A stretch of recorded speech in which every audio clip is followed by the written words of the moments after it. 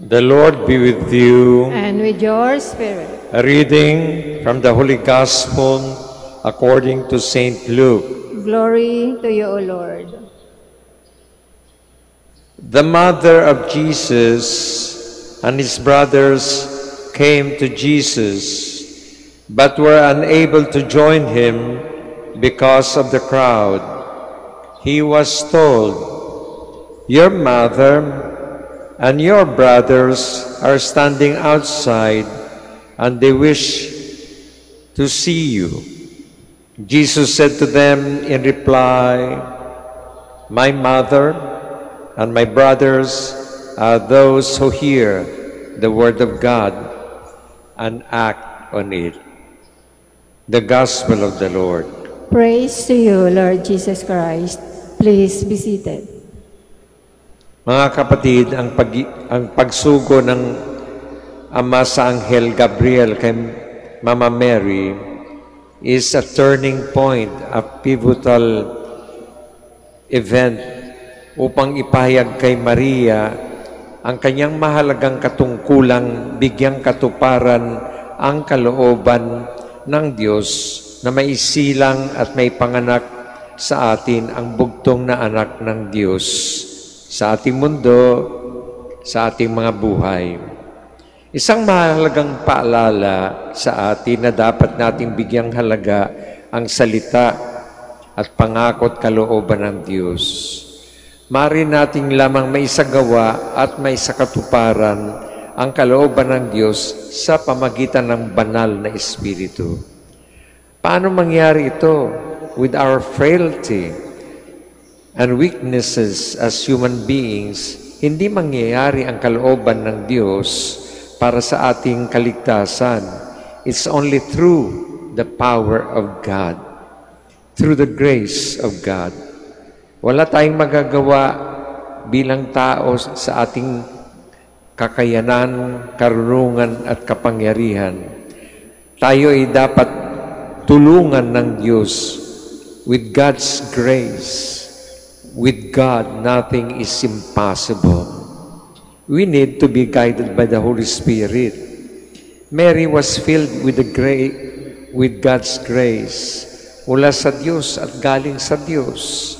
May sakatuparan ang lahat dahil sa awa, sa tulong at kapangyarihan ng Diyos. With such assurance, how can we fail? With such assurance from God, Mary filled with the Holy Spirit, went to visit Elizabeth, recognizing and acknowledging the presence of Jesus in Mary's womb, and filled with the Holy Spirit, said, napakapalad niya sa pagdalaw ng ina ng kanyang tagapagligtas. Mary is so blessed because of the presence of Jesus in Mary's womb. We are so blessed because of Jesus in our lives. Mary brought Jesus literally and physically to Zechariah and Elizabeth when she came to their home. Bilang isang Katoliko at tagasunod ng ating Panginoong Jesucristo, dapat lamang nating dalhin si Jesus sa ating kapwa-tao. We're supposed to bring Jesus spiritually to the people we have contact with in our daily lives. We ought to bring the Lord to others by our faith, by our charity, by our words and our actions, by knowing the gospel and by living it as fully as we can each and every day. Hindi madali. Hindi rin madali to recognize the presence of Jesus in others. Like Elizabeth did, she greeted Mary with the words we now say in the Hail Mary, "Blessed are you among women, and blessed is the fruit of your womb." Dahil si Maria, nakalaang sundin ang kalooban ng Diyos. Sapagkat si Maria, filled with the Holy Spirit, hindi na nag-atubili na ipahayag ang kalooban ng Diyos, na isakatuparan ang kalooban ng Diyos. God first. Dapat unahin natin ang pangako, salita ng Panginoon.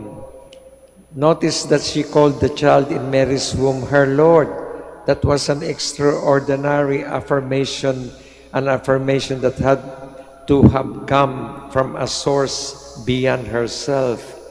And it did. It came forth from the Holy Spirit, who was mentioned at the beginning of the story. By the power of the Spirit, not by her own power, but by the Spirit's anointing, Elizabeth was able to perceive the presence of God with her cousin Mary. Maraming beses na nakausap ng mga tao si Maria, but they cannot see that she is the mother of Jesus. As mother of Jesus, they should feel the presence of God in Mary through the inspiration of the Holy Spirit.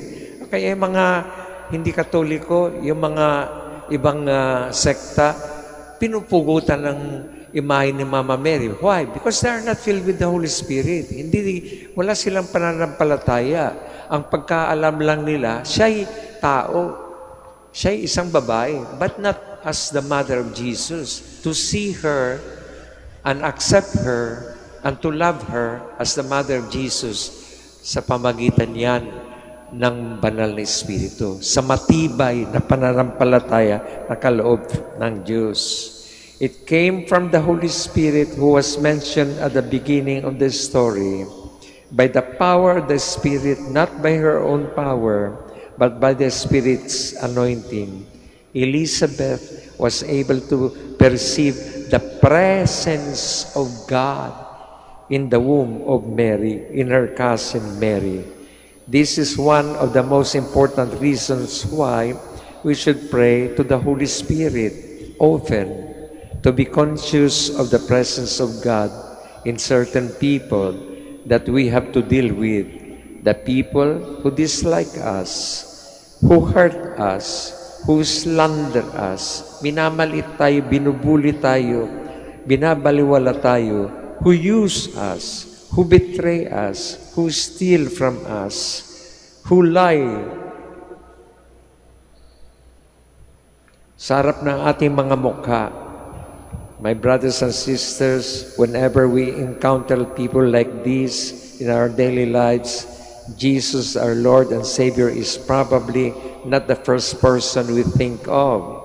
We need the Holy Spirit to help us see that in spite of the bad things they've done in us, these men and women are still created in the image and likeness of God and loved by Jesus, who died for them, just like He died for all of us and for the rest of the humanity.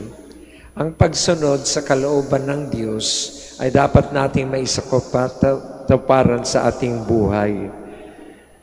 My mother, my brothers, are those who hear the Word of God and act on it. And how can we act on the Word of God?